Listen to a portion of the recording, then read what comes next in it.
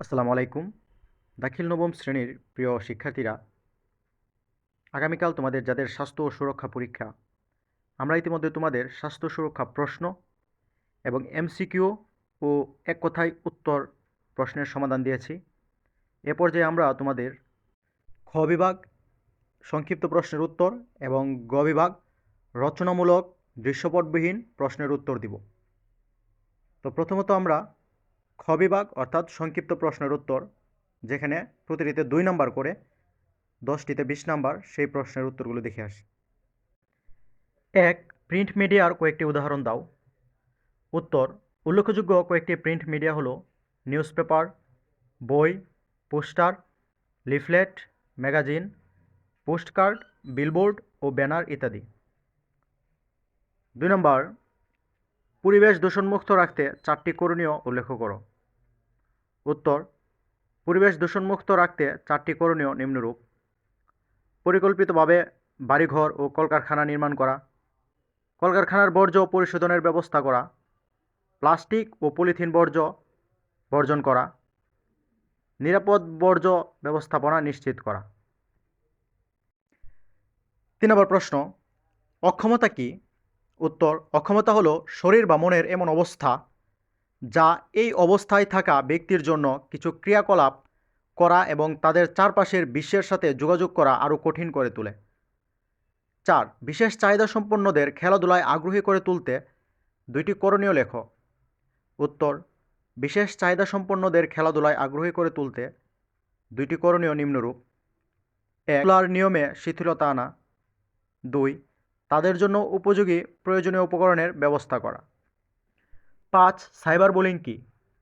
উত্তর: mobile phone, computer কিংবা ট্যাবলেটের মতো ডিজিটাল ডিভাইস ব্যবহার করে কারো ব্যক্তিগত তথ্য, নিজস্ব বিশ্বাস কিংবা স্পর্শকাতর ঘটনা ইত্যাদির প্রকাশ করে বিব্রত, হেনস্থা বা অপমানিত করাই হলো সাইবার বুলিং।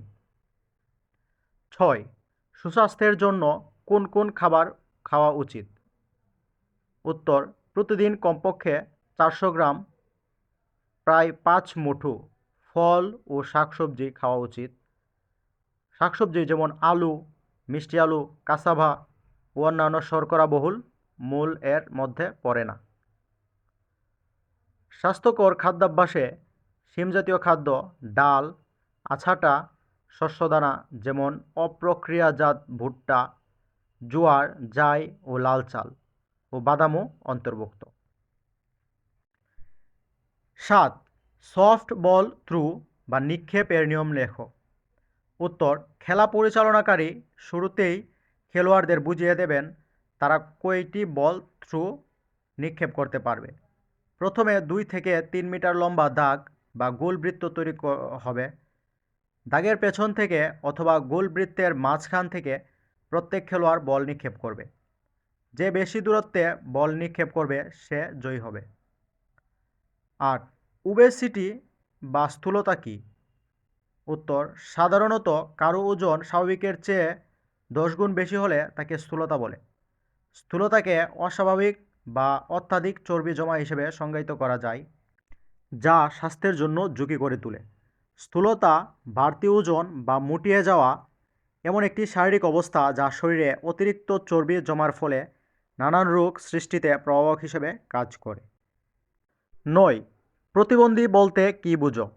উত্তর: বাংলাদেশ প্রতিবন্ধী কল্যাণ আইন 2001-এ উল্লেখ করা হয়েছে যে প্রতিবন্ধী অর্থ এমন এক ব্যক্তি যিনি জন্মগতভাবে বা রোগাক্রান্ত হয়ে বা দুর্ঘটনায় আহত হয়ে বা অপচিকিৎসায় বা অন্য কোনো কারণে দৈহিকভাবে বিকলাঙ্গ বা মানসিকভাবে ভারসাম্যহীন বা ভারসাম্যহীনতার ফলে স্থায়ীভাবে আংশিক বা সম্পূর্ণ কর্মক্ষমতাহীন এবং স্বাভাবিক জীবনযাপনের অক্ষম, তাকে প্রতিবন্ধী বলে।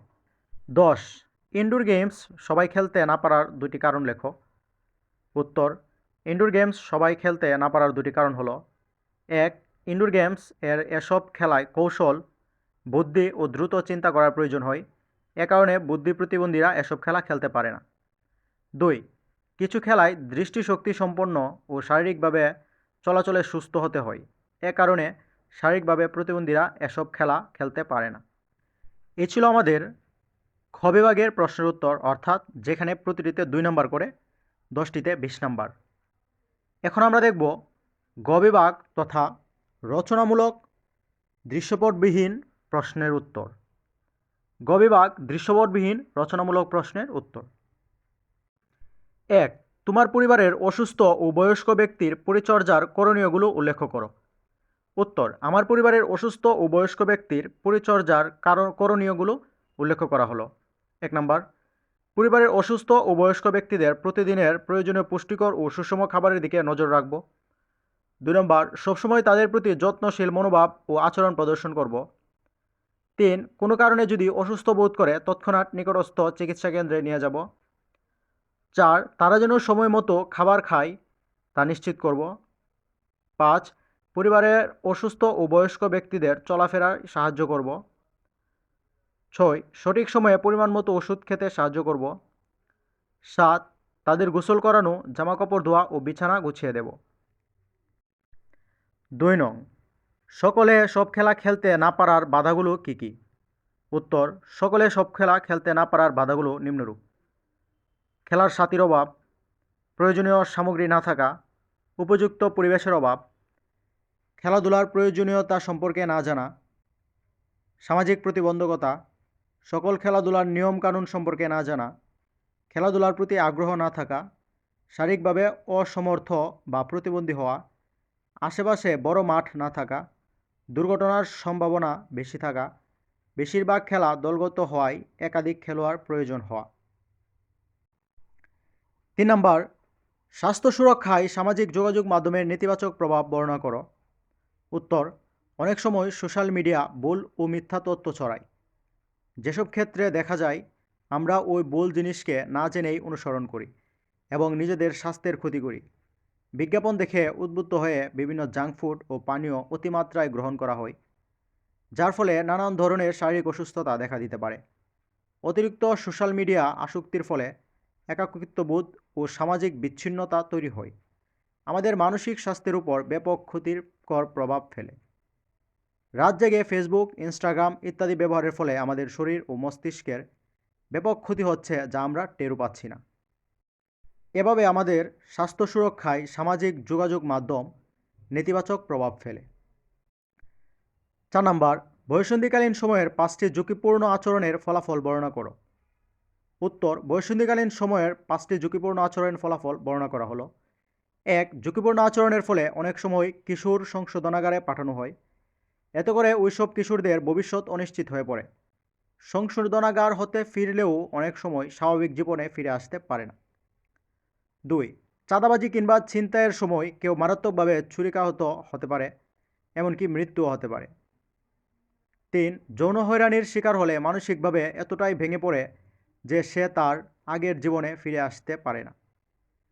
4. কিশোরীকে অ্যাসিড নিক্ষেপ করলে তার শারীরিক গঠন নষ্ট হয়ে যায় এবং মানসিকভাবে চরম ক্ষতিগ্রস্ত হয়। সমাজে তারা আর স্বাভাবিকভাবে চলাচল করতে পারে না। এটা অনেক সময় আত্মহত্যার পথ বেছে নেয়। 5. অনেক সময় বখাটেদের উৎপাতের কারণে অভিভাবকগণ মেয়েদের স্কুল কলেজে যাওয়া বন্ধ করে দেন। এতে করে শিক্ষার্থীরা ঝরে পড়ে। 5 নম্বর, সমঝোতা কি? সমঝোতার 4টি মূল উপাদান ব্যাখ্যা করো। উত্তর, সমঝোতা হলো দুই পক্ষের মধ্যে এক ধরনের চলমান যোগাযোগ যেখানে 4টি মূল উপাদান থাকে। আর এই 4টি উপাদান হলো: 1. দুইজন ব্যক্তি অথবা দুই পক্ষ যাদের মধ্যে কোনো বিষয়ের মতের অমিল রয়েছে এবং তারা পারস্পরিক যোগাযোগের মাধ্যমে একটি সমাধানে পৌঁছাতে চায়। 2. এই যোগাযোগে দুই পক্ষেরই নিজ নিজ উদ্দেশ্য থাকে। এক পক্ষ অপর পক্ষকে নিজের চাহিদাগুলো তুলে ধরা এবং নিজ অবস্থানের গুরুত্ব যুক্তি সহকারে বুঝিয়ে বলা। 3. দুই পক্ষ একে অন্যের সাথে কথা বলবে, তবে তাদের নিজেদের পক্ষের লক্ষ্য, উদ্দেশ্য, গুরুত্ব সম্পর্কে অবগত থাকবে। 5. আত্মপক্ষ সমর্থনের সাথে সাথে সমঝোতায় পৌঁছানোর জন্য আরেকটি গুরুত্বপূর্ণ বিষয় হলো অপর পক্ষের যুক্তি ও তথ্যকে গুরুত্ব দিয়ে শোনা। তো প্রিয় শিক্ষার্থীরা, এই ছিল তোমাদের খ বিভাগ প্রশ্নের উত্তর এবং গ বিভাগ প্রশ্নের উত্তর। তোমরা যদি সৃজনশীল প্রশ্নের উত্তর চাও তাহলে আমাকে কমেন্টস করে জানিয়ে দাও এবং আমাদের চ্যানেলের সাথেই থাকো। ধন্যবাদ সকলকে।